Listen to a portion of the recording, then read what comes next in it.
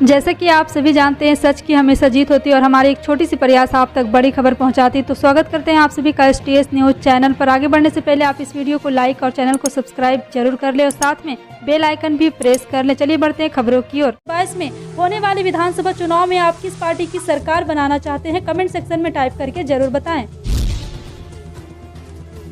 पंजाब विधानसभा चुनाव के लिए कांग्रेस के स्टार प्रचारकों की लिस्ट जारी कर दी गई है। इस लिस्ट में 30 लोगों के नाम है। स्टार प्रचारकों की सूची में पूर्व प्रधानमंत्री डॉक्टर मनमोहन सिंह, कांग्रेस अध्यक्ष सोनिया गांधी, राहुल गांधी, प्रियंका गांधी का नाम शामिल है। स्टार प्रचारकों की लिस्ट में पंजाब के मुख्यमंत्री चरणजीत सिंह चन्नी और प्रदेश अध्यक्ष Navjot Singh Sidhu, campaign committee chairman Sunil Jakhar का नाम भी शामिल है। लेकिन स्टार प्रचारकों की लिस्ट जारी होते हैं तो विवाद भी शुरू हो गया है। इस लिस्ट में पंजाब के कई बड़े नेता और सांसदों के नाम मिसिंग है। स्टार प्रचारकों की लिस्ट में ना तो मनीष तिवारी का नाम है और ना ही राज्यसभा में नेता विपक्ष रहे गुलाम नबी आजाद का। यहां तक कि अंबिका सोनी और प्रताप सिंह बाजवा के अलावा पंजाब किसी भी सांसद का नाम भी शामिल नहीं किया गया है।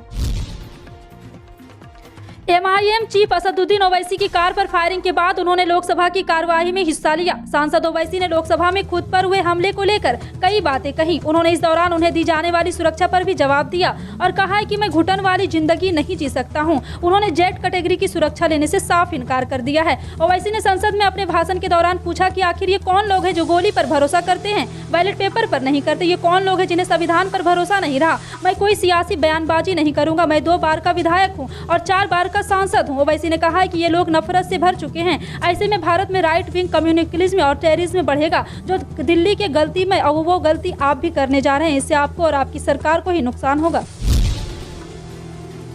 यूपी विधानसभा चुनाव में पहले चरण का मतदान 10 फरवरी को होना है, लेकिन इससे पहले चुनावी पार्टियां पूरा जोर लगा देना चाहती है। लेकिन इस बीच कोरोना के नियम और आचार संहिता की जमकर धज्जियां उड़ाई जा रही। गुरुवार देर समाजवादी पार्टी के मुखिया अखिलेश यादव और लीडर RLD के लीडर जयंत चौधरी ने काफिला निकाला। आरोप है कि इसमें कोरोना की गाइडलाइन की अनदेखी की गई। बागपत में अखिलेश यादव और जयंत चौधरी के जनसंपर्क कार्यक्रम के दौरान भीड़ इकट्ठा करने वाले 3200 कार्यकर्ता पर प्रशासन ने शिकंजा कसा है। बता दें कि सपा और राष्ट्रीय लोक दल के नेताओं ने बागपत में ढोल नगाड़ों के बीच काफिला निकाला। इस दौरान कोविड गाइडलाइन की धज्जियां उड़ाई गई। इसे लेकर पुलिस ने 3 थाना क्षेत्र में 3200 लोगों पर मुकदमे दर्ज कर रहे हैं।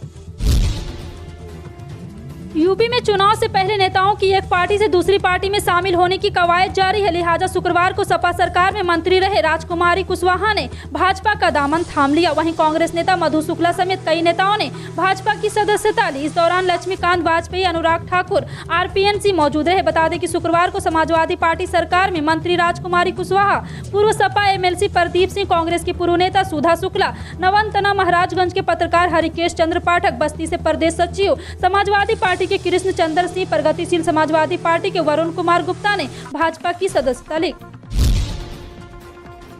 भारतीय किसान यूनियन के नेता राकेश टिकैत बीजेपी सरकार पर लगातार हमलावर है। राकेश टिकैत ने शुक्रवार को लोगों से बीजेपी को वोट नहीं देने की अपील की है। दरअसल संयुक्त किसान मोर्चा की बैठक हुई। इस बैठक के बाद किसान नेताओं ने प्रेस कॉन्फ्रेंस कर कहा है कि विधानसभा चुनाव में किसान विरोधी बीजेपी को सजा देना होगा। राकेश टिकैत ने कहा है कि बजट से बहुत उम्मीद थी लेकिन नुकसान हुआ। उत्तर प्रदेश में हमारा सभी से ये सवाल रहेगा, जो भी वोट मांगने आएंगे उनसे पूछेंगे कि उन्होंने किसानों के लिए क्या किया। इस बीच टिकैत ने ट्विटर पर एक बयान भी जारी किया है। इसका शीर्षक है, इस चुनाव में किसान विरोधी को सजा दें। वहीं किसान नेता राकेश टिकैत पर लिखा है कि किसान हितों की रक्षा हेतु सदैव आंदोलन का निर्माण होता रहेगा।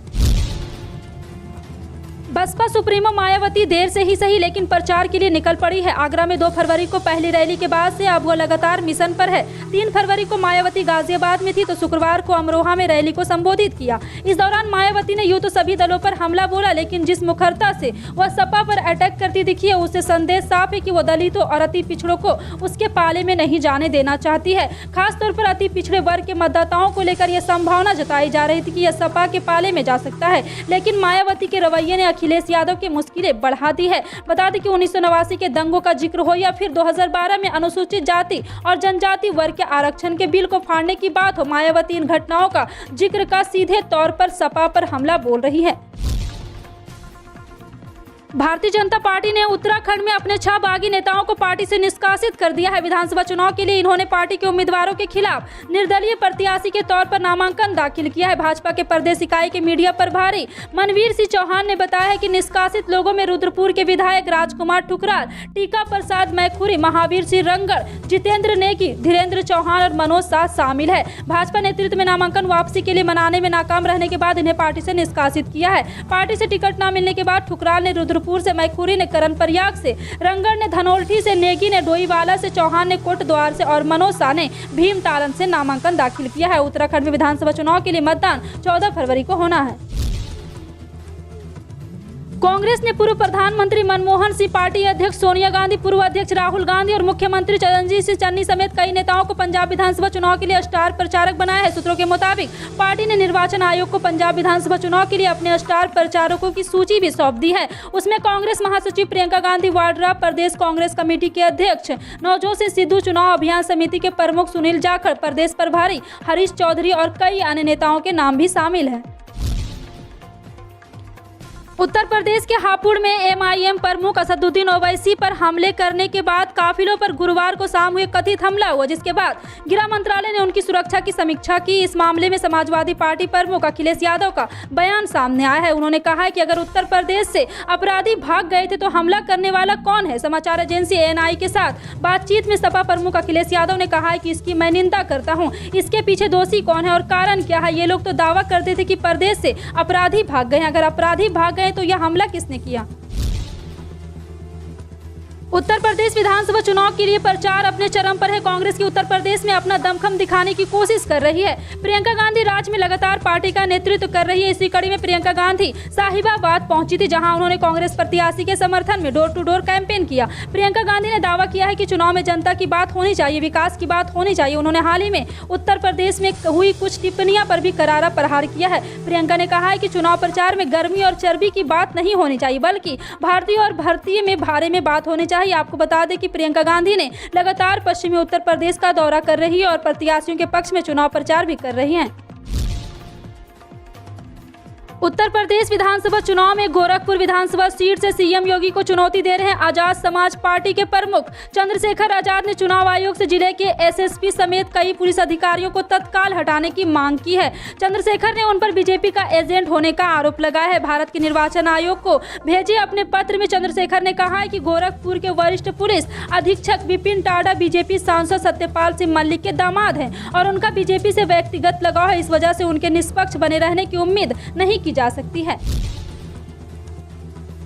पश्चिमी यूपी में कानून व्यवस्था चुनावी मुद्दा बना हुआ है। इसी पर सियासी पार्टियां मैदान में जंग लड़ती देखी जा सकती है। सत्तारूढ़ दल के सारे बड़े नेता ने इसी मुद्दे को लेकर पीछ से डटे हैं, जबकि विपक्षी इसे अलग तरीके से पेश कर रही है। राजनीतिक पंडितों को माने तो पश्चिमी यूपी के चुनाव से जन मुद्दे गायब हो चले हैं, जब कानून व्यवस्था को मुद्दा बनाकर ध्रुवीकरण कराने का प्रयास हो रहा है। 2013 में हुए मुजफ्फरनगर के दंगों की यादें ताजा की जा रही है। भाजपा की ओर से बताने का प्रयास हो रहा है कि पहले की तस्वीर क्या थी, अब क्या बदलाव हुए। हालांकि यह मुद्दे कितने मुफीद होंगे ये तो 10 मार्च को पता चलेगा। पहले चरण वाली सीट जाट और मुस्लिम बाहुल्य है। यहां पर बीजेपी ने 2017 में क्लीन स्वीप किया है, लेकिन इस बार किसान आंदोलन और सपा और आरएलडी के गठबंधन से यहां भाजपा की चुनौती मिलती दिखाई दे रही है।